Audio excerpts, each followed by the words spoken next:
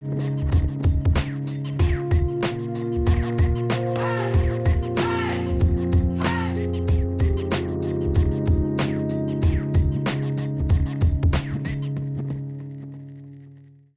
name is Julie, and I've been training in self-protection now for almost 4 years.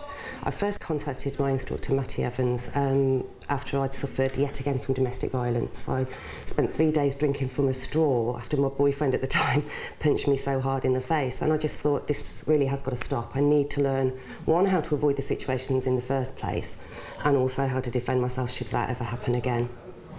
I think one of the reasons women in particular struggle with taking on self-protection is because they wander around with their head in the sand. It's the ostrich syndrome, thinking it will never happen to me. When they read about rape attacks and violent sexual assaults against women, they tend to think that happens to other people.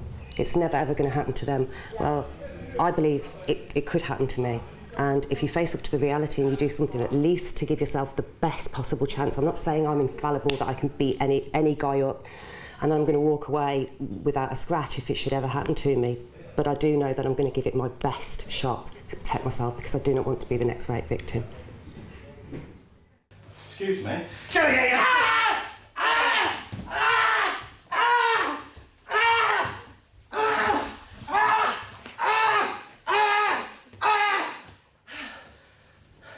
So what we're doing from here, you're looking at, I'm looking at here. So what would you be? If you've got me in this position now, yeah, you are literally inches away from penetrating me. I've virtually, I'm not going to suddenly, no. That's it. I'm going to attack your face. I'm going to attack your face. Okay. At the same time, I'm going to try and get away. Use my grappling skills. That's good. To get from from you there, and then a hoof. Yeah. I'm just going to do whatever I can. But if you're a big bloke anyway, Tony, but if you've got your full body weight on me like this, there's very little I can do apart from use my head. I doesn't even do it. Oh, you liked it because I licked his ear.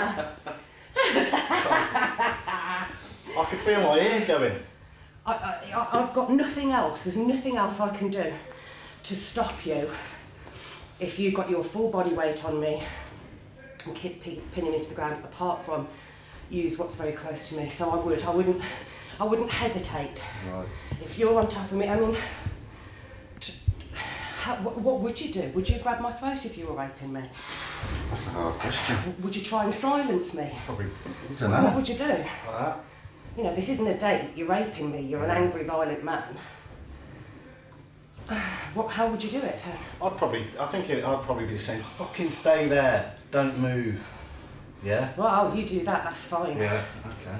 I'm going to blind you. Do you want to go from there? Which one? Yeah, but they literally are going to be just short strikes. What I'd like you to do is, because unless you've got a huge penis, Tony, you're not going to rape me from there. So I want you to come in as close as there? you can. Yes, there, wherever, and do whatever you would want to do. So again, that's, that is so limiting for me. I mean, it's uncomfortable. What I've got to do is I've got to use my hands and whatever else I can to get you off. I think it would work. And what I need to do, obviously, is get myself on my feet as quickly as I possibly can. Come on. Because you're controlling my head, aren't you? You're pushing my head away and my body's going to go with my head. Exactly. So that's good. So even when I've got nothing, really, have I? Brilliant. No, but I'm going to defend my eyes, aren't I? And like I say, you're pushing me away, I'm looking at my eyes and my body's coming off you all the time, so you're creating that gap. Then you're bringing your legs in and kicking away. It's brilliant. I'm making as much noise as I possibly can. Yeah, fantastic. Just in case somebody is around the corner. Yeah.